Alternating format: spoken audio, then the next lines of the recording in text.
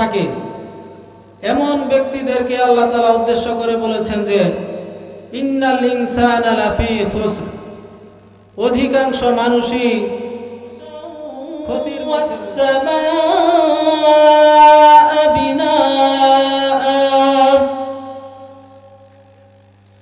وأنزل من السماء ماء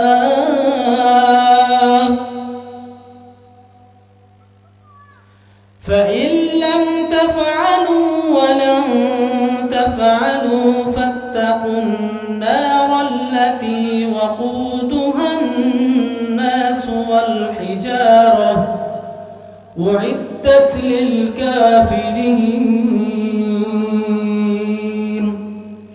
وبشر الذين آمنوا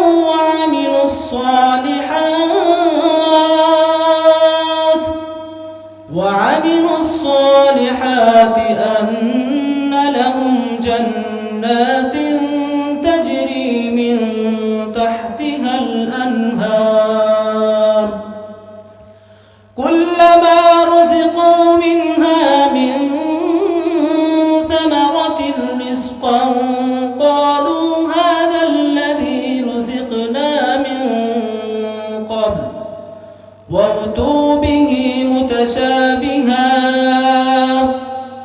ولهم فيها أزواج مطهرة وهم فيها خالدون صدق الله العظيم.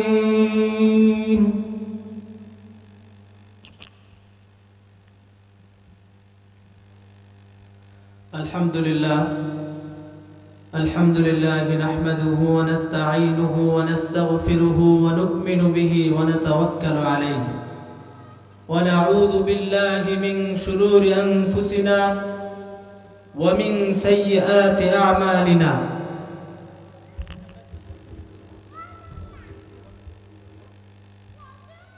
من يهده الله فلا مضل له ومن يضلله فلا هادي له ونشهد أن لا إله إلا الله وحده لا شريك له ونشهد أن سيدنا وسندنا وحبيبنا وطبيب قلوبنا ومولانا محمدا عبده ورسوله وقال تعالى في كلامه المجيد والفرقان الحكيم والعصر إن الإنسان لفي خسر إلا الذين آمنوا وعملوا الصالحات وتواصوا بالحق وتواصوا بالصبر. وقال رسول الله صلى الله عليه وسلم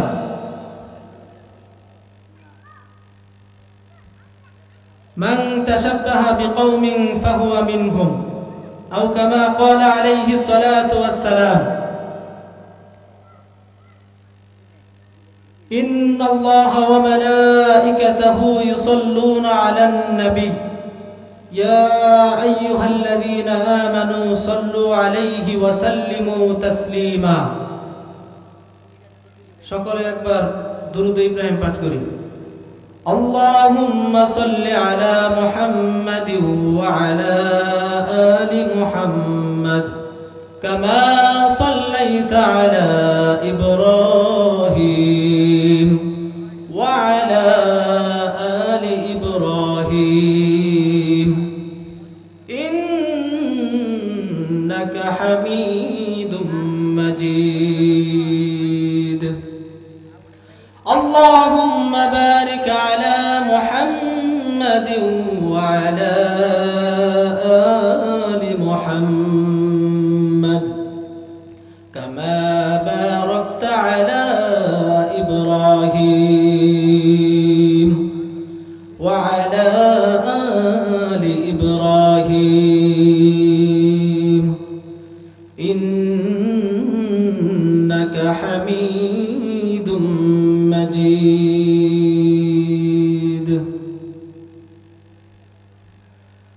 الحمد لله মসজিদুল হেরা ও যুব সমাজের উদ্যোগে আজকের এই বার্ষিক ওয়াজ মাহফিলে আমাকে আপনাকে বসার এবং দু একটি কথা বলার এবং শোনার তৌফিক দিয়েছেন। এজন্য আমরা সেই মহান পাক রব্বুল আলামিনের দরবারে সকলে অন্তরের অন্তঃস্থল থেকে শুকরিয়া জ্ঞাপন করি। সকলে বলে আলহামদুলিল্লাহ। সবাই আবার আকাশ বাতাস প্রকম্পিত করে উচ্চ আওয়াজে মহান রবের শুকরিয়া আদায় করি, আলহামদুলিল্লাহ। এবং একটিবার দুরুদে সালাম পাঠিয়ে দেই সেই বিশ্ব মানবের প্রতি যাকে সৃষ্টি না করলে দুনিয়ার কোনো কিছুই সৃষ্টি হতো না, সেই মায়ার নবী হযরত মুহাম্মদ মুস্তাফা সাল্লাল্লাহু আলাইহি ওয়াসাল্লামের প্রতি একটিবার দুরূদ পাঠিয়ে দেই। সকলে বলে সাল্লাল্লাহু আলাইহি ওয়াসাল্লাম। আল্লাহ তাআলা কোরআনের মধ্যে বলেন ওয়াল আসর। আসর শব্দের অর্থ হচ্ছে সময়। আল্লাহ তাআলা কোরআনের মধ্যে সময়ের কসম খেয়েছেন। সময় খুবই গুরুত্বপূর্ণ একটি বিষয়। এর মাধ্যমে আমরা বুঝতে পারি যে সময়ের গুরুত্ব যদি না থাকতো তাহলে আল্লাহ তাআলা স্বয়ং আল্লাহ তাআলা এই সময় নিয়ে কসম খেতেন না। ঠিক না ঠিক? স্বয়ং আল্লাহ তাআলা যে বিষয় নিয়ে কসম খেয়েছেন সেই বিষয়টা অবশ্যই গুরুত্বপূর্ণ। এরপরে আল্লাহ তাআলা বলতেছেন ইন্নাল ইনসানা লাফি খুসর। নিঃসন্দেহে মানুষেরা ক্ষতির মধ্যে রয়েছে, ধোঁকার মধ্যে রয়েছে। অধিকাংশ মানুষই ধোঁকার মধ্যে পড়ে রয়েছেন। মুফাসসিরে কেরাম এর দ্বারা বুঝিয়েছেন যারা গাফেল, আল্লাহ তাআলার হুকুম আহকাম ঠিকমতো পালন করে না, আল্লাহ তাআলার নাফরমানি করে, বান্দার হক আদায় করে না, প্রতিবেশীর হক আদায় করে না, নামাজ আদায় করে না, রমজানের রোজা রাখে না, দিনের যে বিষয়গুলি আল্লাহ তাআলা করতে বলেছেন সে বিষয়গুলি থেকে তারা বিরত থাকে। এমন ব্যক্তিদেরকে আল্লাহ তাআলা উদ্দেশ্য করে বলেছেন যে ইন্নাল ইনসানা লাফি খুসর। অধিকাংশ মানুষই ক্ষতির মধ্যে রয়েছে। আমাদের বুঝতে হবে অধিকাংশ মানুষ কারা। আজকে দেখেন মসজিদুল হেরা জামে মসজিদ আগে একটি সামান্য টিনের ঘর ছিল, এখন অনেক বড় স্পেস নিয়ে আমাদের এই মসজিদটি সকলের মেহনতে গড়ে উঠেছে। কিন্তু মুসল্লি কি বাড়ছে না কমছে? মুসল্লি আগের মতোই। আমরা যদি দেখতাম যে মসজিদ বড় করার পরে মুসল্লি বেড়ে গিয়েছে তাহলে এটা আমাদের জন্য উন্নতির কারণ হইতো। কিন্তু আমরা দেখতে পাচ্ছি যে মুসল্লি আগের মতোই। সমাজের মধ্যে কমসে কম আমরা 500-র অধিক লোক বসবাস করি, কিন্তু ফজরের নামাজে দেখা যায় যে 3 থেকে 4 জন, জোহরে 5 থেকে 6 জন। তাহলে অধিকাংশ কারা? বুঝতেছেন? অধিকাংশ তারা যারা আল্লাহ তাআলার হুকুম অমান্য করে, হুকুম ঠিক মতো পালন করে না। তারা ইহুদি খ্রিস্টানদের কালচার অনুযায়ী চলতে চায়। ইহুদি খ্রিস্টানরা যেভাবে চলে, মন গড়া, ইহুদি খ্রিস্টানরা তাদের ধর্ম ঠিক মতো পালন করে না, তাদের মন গড়া অনুযায়ী চলে।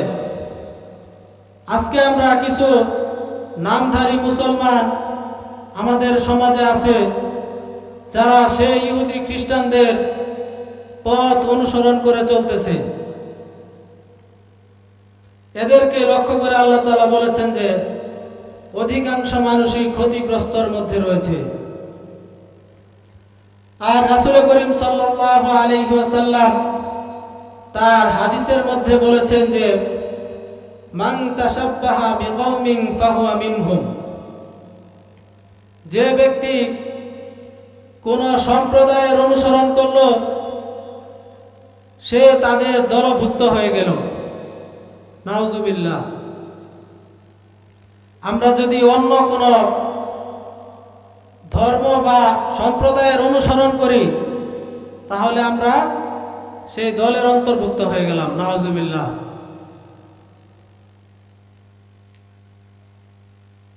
রাসূল করিম সাল্লাল্লাহু আলাইহি ওয়াসাল্লাম অন্য এক হাদিসের মধ্যে বলেছেন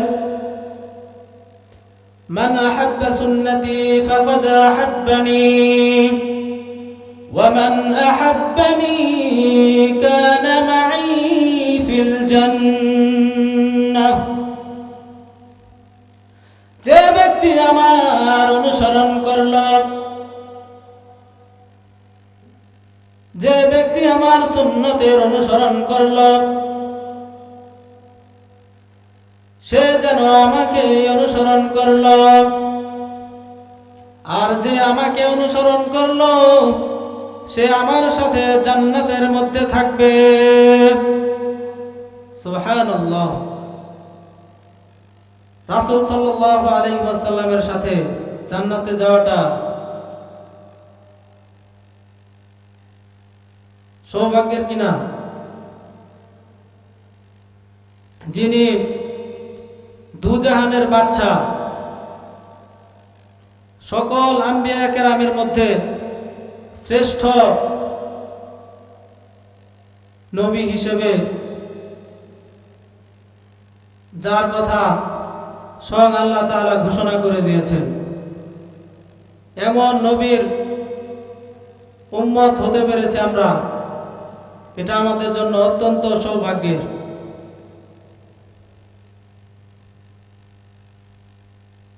প্রকৃত উম্মত আমরা তখনই হতে পারবো যখন আমাদের পারিবারিক, সামাজিক, অর্থনৈতিক, জাতীয় জীবনে সকল কর্মকাণ্ডে আমাদের রাসূল সাল্লাল্লাহু আলাইহি ওয়াসাল্লামের সুন্নতকে আমরা আঁকড়ে ধরব, সুন্নত অনুযায়ী চলার চেষ্টা করব। তখনই আমরা পূর্ণাঙ্গ উম্মত হতে পারব এবং পাশাপাশি রাসূল সাল্লাল্লাহু আলাইহি ওয়াসাল্লামের ভালোবাসা আমাদের অন্তরে থাকতে হবে। রাসূল সাল্লাল্লাহু আলাইহি ওয়াসাল্লাম হাদিসের মধ্যে বলেছেন, যে ব্যক্তি তার সন্তান সন্ততি পরিবার পরিজন এবং তার নিজের জীবনের থেকেও আমি রাসূলকে ভালোবাসলো না, সে আমার উম্মত হতে পারে না। নাউজুবিল্লাহ। এজন্য রাসূলকে আমাদের নিজের জীবনের থেকেও ভালোবাসতে হবে। রাসূলকে নিয়ে যদি কেউ কোনো কটূক্তি করে, তাহলে তার বিরুদ্ধে আমাদেরকে লড়াই করতে হবে আমাদের সাধ্য অনুযায়ী। অনেক এশকে রাসূল দাবি করে নিজেকে, কিন্তু রাসূলকে নিয়ে যখন কটূক্তি করা হয় তখন প্রতিবাদ করতে তাকে দেখা যায় না। এজন্য যেরকম ভাবে আমাদের রাসূলের ভালোবাসা অন্তরের মধ্যে থাকবে, সেটার বহিঃপ্রকাশও আমাদেরকে করে দেখাতে হবে। তাহলে আমরা পূর্ণাঙ্গ উম্মত হিসেবে রাসূল সাল্লাল্লাহু আলাইহি ওয়াসাল্লামের সুপারিশ পেয়ে জান্নাতে যেতে পারবো। আল্লাহ তাআলা